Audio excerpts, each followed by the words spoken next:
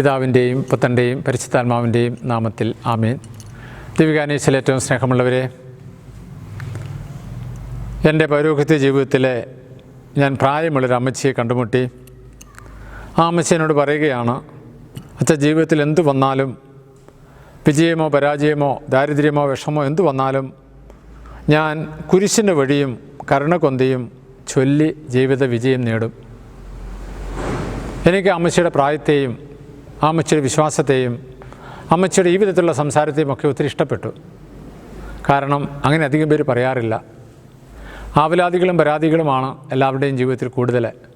പക്ഷേ ഈ അമ്മച്ചി പറയുകയാണ്, ജീവിതത്തിൽ വിജയത്തിലും പരാജയത്തിലും വേദനയിലും ഒപ്പം മറ്റേതവസ്ഥയിലും അമ്മച്ചി കരുണക്കൊന്ത കുരിശിന് വഴി മുടക്കാതെ എല്ലാ ദിവസവും ചൊല്ലി ആശ്വാസവും സന്തോഷവും പ്രാപിച്ച് മുമ്പോട്ട് പോകുന്നു. ഒരുപക്ഷെ പുരോഹിതനായി എനിക്ക് പോലും ഇത് സാധിക്കില്ല. കാരണം ഈ അമ്മച്ചിയുടെ വിശ്വാസം അത്രമാത്രം ഉയർന്നതാണ്. അല്ലെങ്കിൽ ഈ 84 വയസ്സ് പ്രായമുള്ള അമ്മച്ചിക്ക് 84 വർഷം ഏത് തകർച്ചയിലും ഇതുപോലെ പ്രാർത്ഥിച്ച് മുന്നേറണമെങ്കിൽ അതിന് ഒരു പടി ഉയർന്ന ഒരു പ്രത്യേകതയുള്ള ഒരു കൃപ ദൈവം നൽകിയിട്ടുണ്ടാകണം. അല്ലാത്ത പക്ഷം അങ്ങനെ സംഭവിക്കില്ല.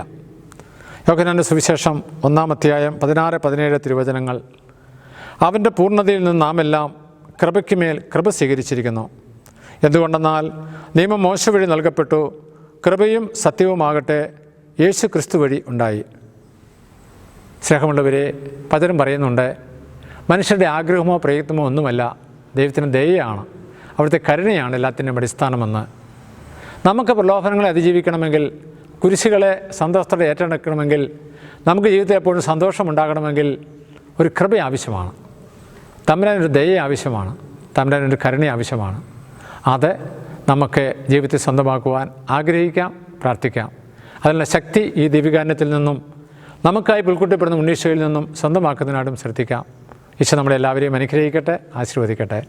നമ്മുടെ കർത്താവ് യേശു മിശിഹായുടെ കൃപയും പിതാവായ ദൈവത്തിൻ്റെ സ്നേഹവും പരിശുദ്ധാത്മാവിൻ്റെ സംസർഗവും നാം എല്ലാവരും കൂടി ഉണ്ടായിരിക്കട്ടെ, ഇപ്പോഴും എപ്പോഴും എന്നേക്കും.